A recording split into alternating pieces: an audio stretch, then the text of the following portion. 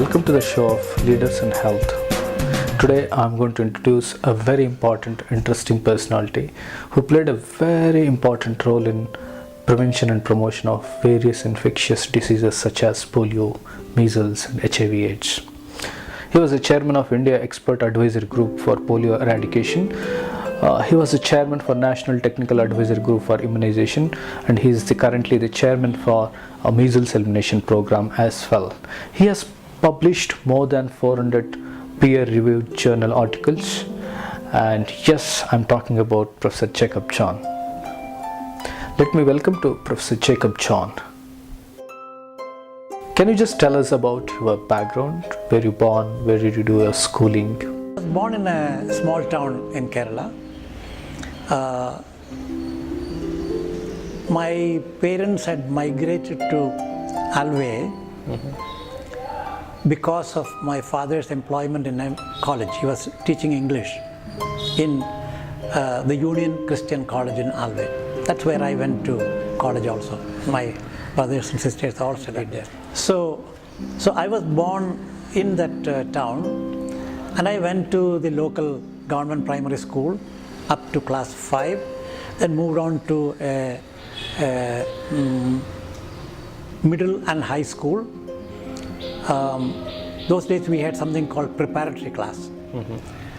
Preparatory class gave you basic lessons in English, but thereafter the medium was Malayalam for all subjects.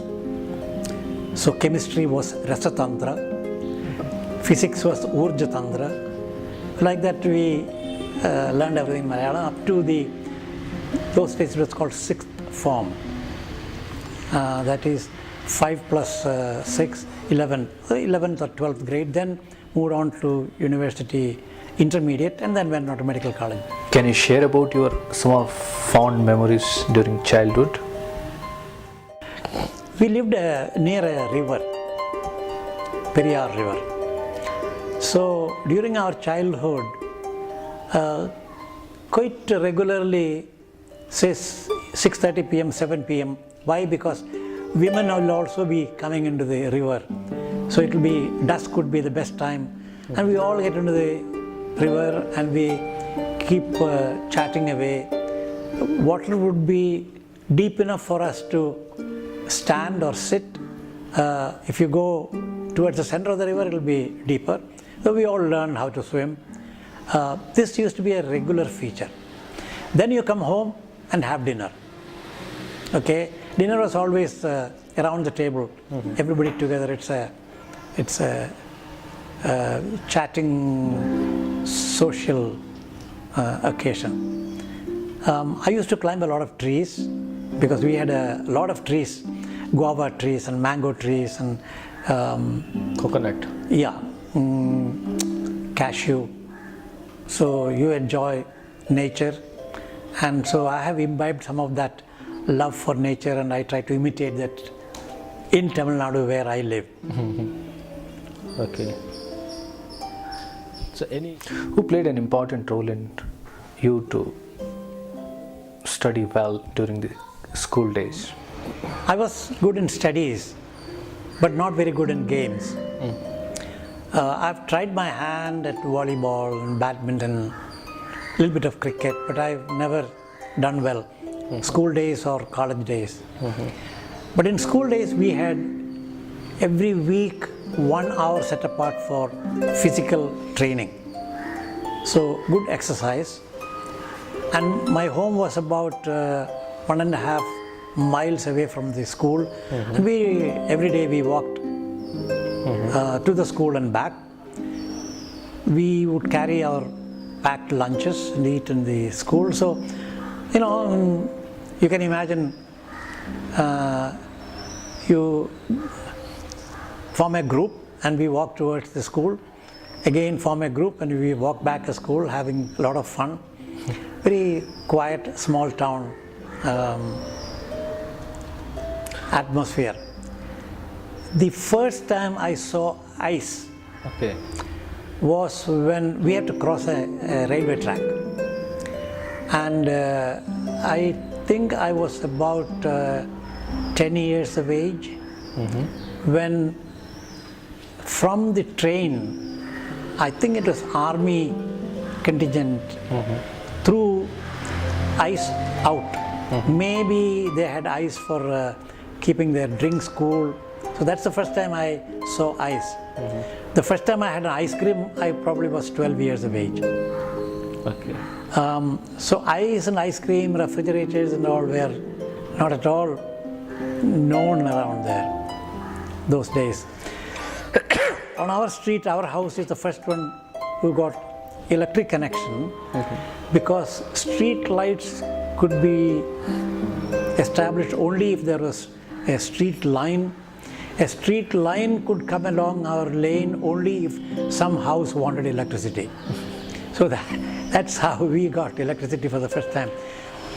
In primary school and all that, I learned with a kerosene lamp with a shade, and so. How do you cherish those moments? Oh yes, I mean that's romantic. At night you look out and you see fireflies,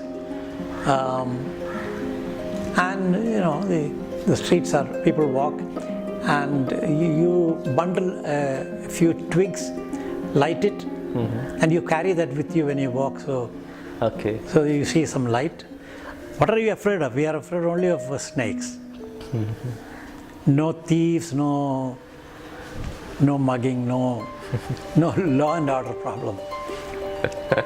When the Second World War time, I remember all the street lights had to be covered with a metal cone, so that light will come only down to the earth. That is to prevent identifying urban communities from the air. Anyway, these are all very, very skimpy memories of those days.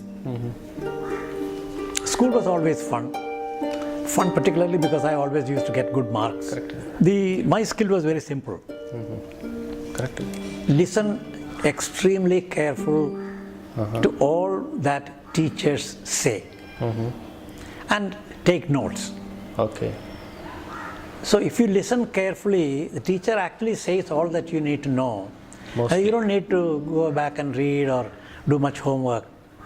If you can, again, I used to learn more than the information content, the concepts and the principles. So with this you can always construct the additional information that you wanted. Anyway, it's some kind of a technique that I developed, and I probably developed it from my older siblings or my parents. I can't remember how I learned it, but this is my technique. So your brothers were also good in studies? All of them were very good in studies. Maybe all toppers in their classes, in almost all subjects. Maybe your father was very educationist? So. Yeah, he was educational, but he never pushed us, or he never... We could always go and ask doubts. But they never pushed us, and so it's just an academic atmosphere.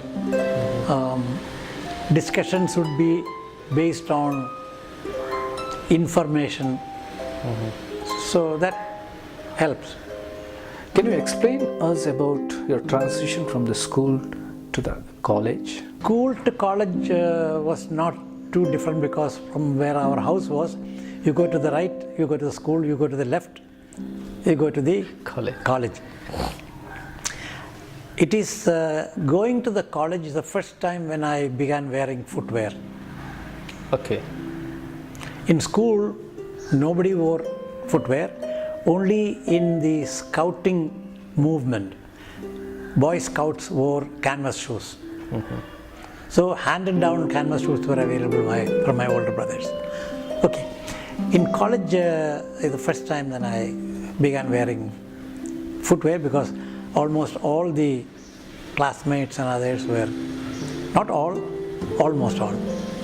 First time when I began wearing long trousers was in college.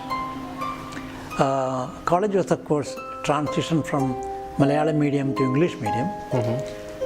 I had no difficulty because I knew written English very well.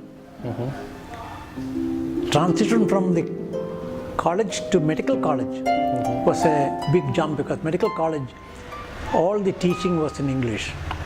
And all the conversations in classes, questions, answers were all in English. So I had a little difficulty in spoken English, but could overcome very easily. Anyway, all the teachers were also Malayalis, so we could always talk in Malayalam also.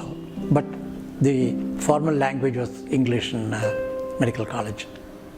Who played an instrumental role in to join the medical college and to study the medical sciences? I had kind of a dream to become a doctor from the time I was maybe 10, 11, 12 years of age. Those were the post or the independence struggle, independent, post-independence. We were all in the street shouting Bharat Mata Ki Jai, Inkulab, Zindabad and all that, without too many strikes in the school. So in that period, learning Hindi was kind of a patriotic, symbolic act. A lot of children would go and take Hindi tuition from a Hindi master. No Hindi in the school. Hindi came later, but not when I was that young.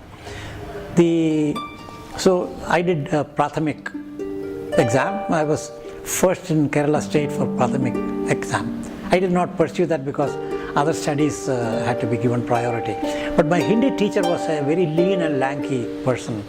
And my oldest brother, who was prone to pulling legs of younger brothers and being, what can I say, sarcastic or he used to frighten me saying that Hindi teacher has tuberculosis and that I am sure to get tuberculosis when I grow up. So I used to think about it at night, worry about it, and TB, of course, those days meant death. TB was a death sentence. I'm talking about 1940s. The first anti-TB drugs were developed only in mid-40s, became popular only in mid-50s. So tuberculosis meant you go to a tuberculosis sanatorium and you wither away. So then I thought about this and I made a decision that I will become a doctor. So I will know all about tuberculosis and I can treat myself better. Of course, I don't know anything about TB drugs and all as a young child. But that was what sort of gave me a line of thinking. Thereafter, I have never changed my mind. You just continued and then joined medical college. In Trivandrum? In Trivandrum Medical College, the government medical college. How far is it?